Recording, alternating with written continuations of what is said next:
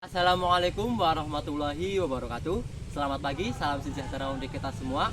Yang saya hormati dan saya segani bapak-bapak sekalian dari gabungan kelompok tani Semiguna Desa Kutasari, Kecamatan Baturaden, Kabupaten Banyumas.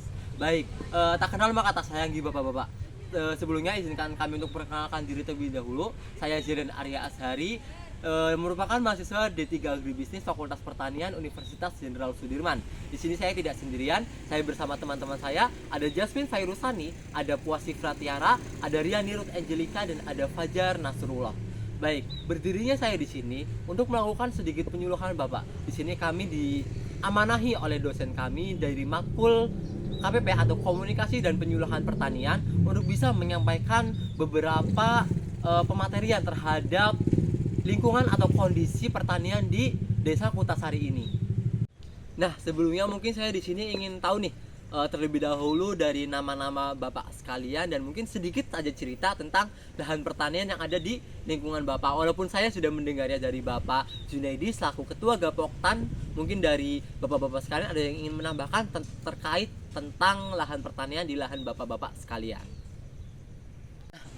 Jadi begitu. Jadi mungkin dari saya izin menyimpulkan sedikit nih Bapak tentang apa yang tadi Bapak-bapak sekalian sampaikan. Oke, senangkap saya dari lahan pertanian yang ada di Gapoktan Semiguna ini adalah lahan pertanian untuk tanaman padi dan tanaman perkebunan. Terkhususnya adalah tanaman pare yang sudah mulai dibudidayakan oleh Bapak-bapak sekalian.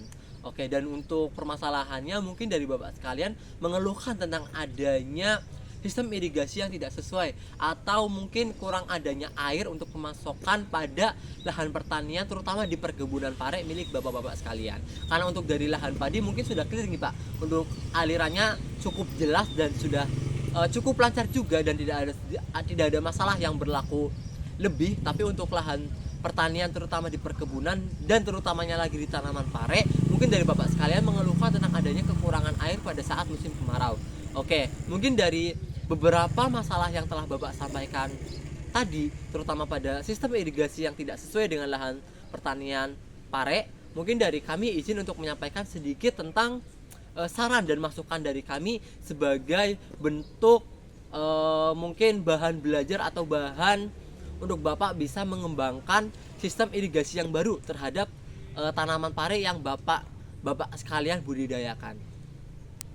Jadi di sini kami menawarkan yaitu adalah sistem irigasi tetes bapak-bapak sekalian. Sebelumnya mungkin ada yang pernah dengar tentang sistem irigasi tetes atau ada yang pernah bahkan sudah menerapkannya di budidaya ini? Belum Ki Pak? Mungkin baru dengar Ki. Oh iya, jadi izin menerangkan sedikit tentang sistem irigasi tetes nih bapak-bapak sekalian. Oke, jadi sistem irigasi tetes adalah sistem irigasi atau pengairan yang terfokus pada penyiraman terhadap akar dari tanaman yang ditanam. Jadi misalnya gini, dari bapak-bapak sekalian kan menanam tanaman pare di lahan pertanian. Nah, jadi sistem irigasi tetes ini adalah kita memiliki sebuah alat yang terfokus pada penyiramannya terhadap area di sekitar akar tanaman pare itu bapak-bapak sekalian. Jadi tidak terfokus pada lahan pertanian di mana tanah-tanahnya itu kita sirami semua, tapi kita terfokus pada irigasi tetes itu di sekitar akar perakaran dari tanaman pare itu. Nah, kenapa kok bisa adanya sistem irigasi tetes ini bapak-bapak sekalian? Nah, seperti yang bapak-bapak sekalian mungkin sudah implementasikan sebelumnya, bahwa menyiram tanaman itu ya udah dengan menggunakan selang yang nantinya dikucurkan di sekitar lahan pertanian begitu, dan itu bisa menyebabkan adanya pembuangan terhadap air yang disiramkan tersebut bapak-bapak. Jadi air yang tadinya kita siramkan itu tidak akan terserap ke tanah, tapi bakal mengalir dan menyerap langsung ke dalam tanah sehingga tidak bisa diserap oleh akar. Jadi akan terdapat beberapa persen dari air itu yang akan terbuang sia-sia. Nah, adanya sistem irigasi tetes ini lebih mengoptimalkan terhadap peresapan air dan penggunaan air oleh akar tanaman terhadap sistem irigasi yang digunakan tersebut. Nah, mungkin perlu bapak-bapak ketahui juga bahwa sistem irigasi tetes ini pertama kali ditemukan di negara Israel. Jadi pertama kali ditemukan dan dikembangkan negara Israel, dan dampaknya sangat baik untuk pertanian di sana. Karena dengan adanya penggunaan irigasi tetes ini sangat menghemat air hingga sebesar 60%.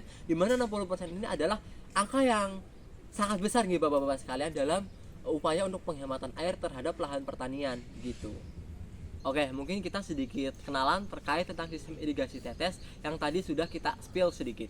Oke, jadi untuk sistem irigasi tetes ini adalah kita memanfaatkan pipa yang kemudian diarahkan langsung ke akar dari tanaman itu. Mungkin untuk lebih lengkapnya bapak-bapak sekalian bisa melihat video ini.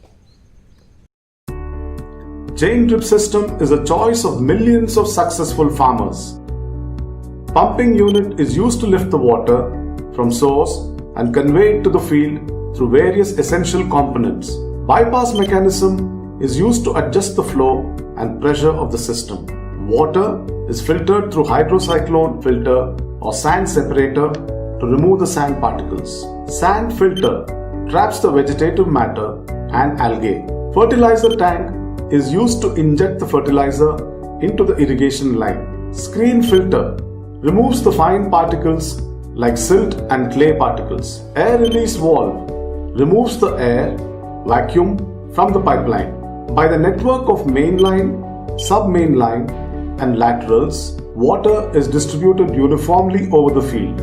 The laterals are spaced as per the crop geometry and water is distributed uniformly into the root zone as per the crop water requirement. Optimum and slow application of water and fertilizer enhances the crop yield, improves the quality, higher income of the farmers and ensures more crop per drop. Nah, mungkin itu untuk sekedar dari mekanisme dan pengenalan sedikit tentang sistem irigasi tetes. Nah, berikutnya mungkin bapak-bapak sekalian menanyakan terkait biaya dan sebagainya.